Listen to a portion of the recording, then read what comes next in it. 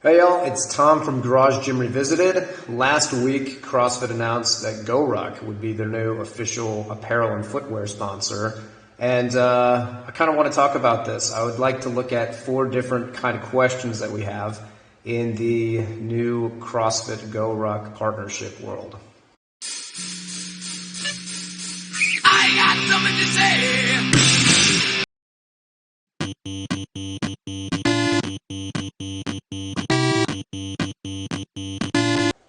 First burning question we have is, how is this going to affect CrossFit Open and by extension CrossFit events in the non-elite levels? I mean, we've already seen rucks, we've already seen rucking in CrossFit semifinals, we've seen it in CrossFit Games, and we've seen it in things like the Rogue Invitational.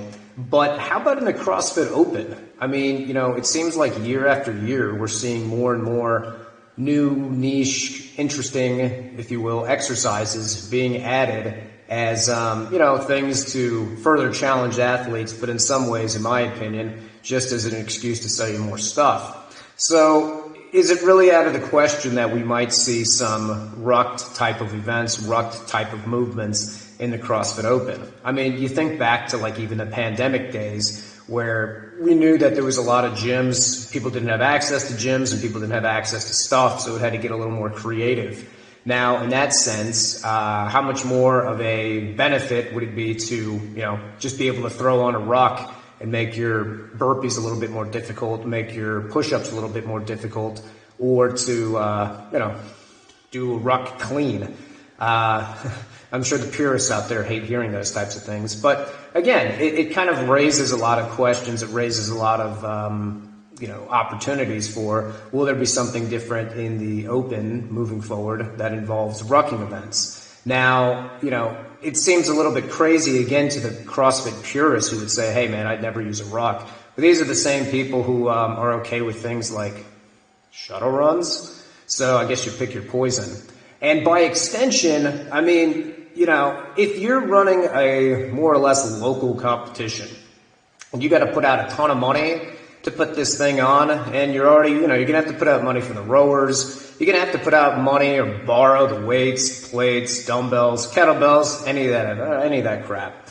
What are the chances where you have event organizers who are staring down the barrel of, wow, we want to have some other type of movement here, man, we can get some air runners, those are $5,000 a pop. We could get some assault bikes, echo bikes, whatever. Those are $1,000, $1,500 a pop. Or we could say, hey man, you guys are all CrossFit athletes now, and GORUCK is the official sponsor of CrossFit, and so we know that everybody's got a ruck, right? So everybody make sure to bring your rucks to this competition because you're going to need that for an event. So I think if you're an event organizer, you're kind of rubbing your hands together knowing that you can start with greater frequency promoting and having ruck events within your competition. So with that in mind, I would expect to see a lot more rucking events, whether it's actual traditional rucking, running around, running up hills, whatever, in your ruck, or just things like, hey, instead of just doing burpees, you're going to be doing ruck burpees, ruck cleans, all that kind of stuff, just to add a different element to things.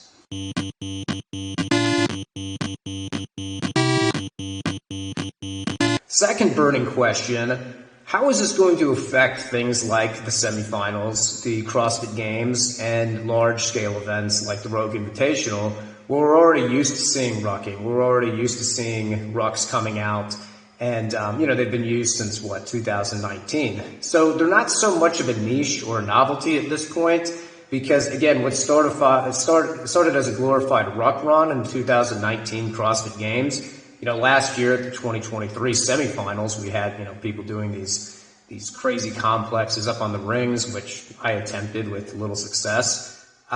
So you just wonder how much more they can push that.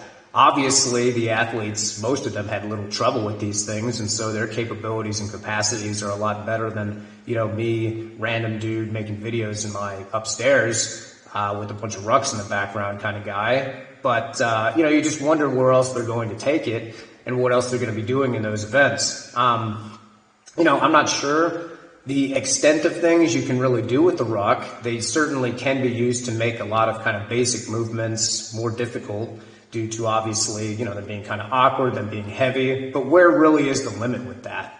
So maybe they'll be used in conjunction with some other, kind of niche equipment, crazy things, the sleds, the pigs, any of that other kind of stuff with the ruck. Maybe it gets to be more complicated, but I'm just wondering really what the ceiling is on that and what we're going to be seeing from the higher level events.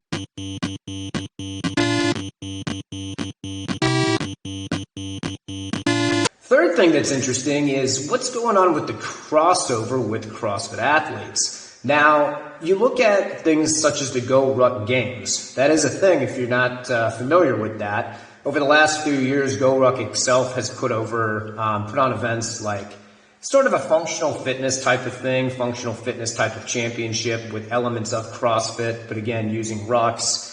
And kind of obstacle race types of things. So if you're more familiar with things like DECA or Spartan races, things like that, but also, kind of these tactical kind of things, they're running around, shooting, things like that. And even, these mud wrestling matches if you're into that thing. But you have those in the GORUCK Games as well. And at this point, you look at the kinds of people who have been in and done well at the GORUCK Games. A lot of them have, your high rocks experience. They have a lot of the obstacle race types of experience, Tough Mudder, those types of things.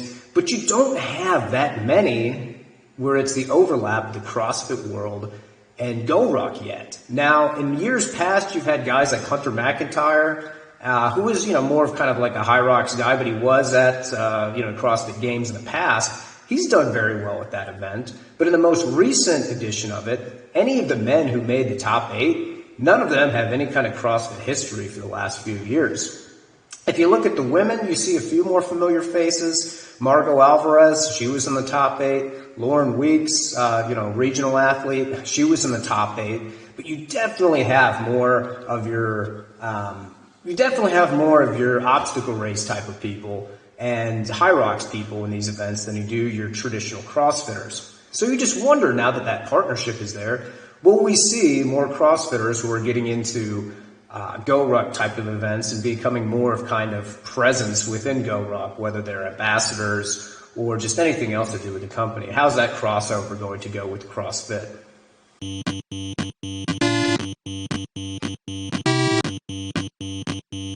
The last thing, the final point, everybody's kind of looking at what the relationship between CrossFit and GORUCK, what that impact is on CrossFit and how this impacts CrossFit. Not too many people are looking at how it goes the other way around. The thing that's interesting about GORUCK is that for people that are familiar with the brand, you know that there's been GORUCK stuff in CrossFit before, and that GORUCK has its fingers in a few different things. If you're not familiar, GORUCK has been around for quite some time at this point, and they're not an isolated brand. They have a dedicated division, a GORUCK division in high rocks races, where at least in the United States, I don't think it's international yet, but one of the international race categories is the GORUCK, where, and ironically, you don't wear the ruck during that, but you do wear a GORUCK weighted vest through those runs and then 8 different activities. Also, GORUCK is an official partner with DECA competitions. So kind of like with these, GORUCK has its hand in these obstacle races, obstacle courses, these type of events that we've talked about a little bit earlier. And so then you got to really be wondering, if GORUCK is just kind of positioning itself to have its hand in all of these different, kind of related, somewhat competing types of events, some of these things like high rocks that many believe to be the CrossFit killer. Would GORUCK really want to be a part of something if they really thought that it was going to be killed by something else, or do they just figure that, hey, it's better to have all of our hands in all of these different pots? And so it'll be really interesting to see what GORUCK's strategy is if this partnership enables them to become more of an international brand.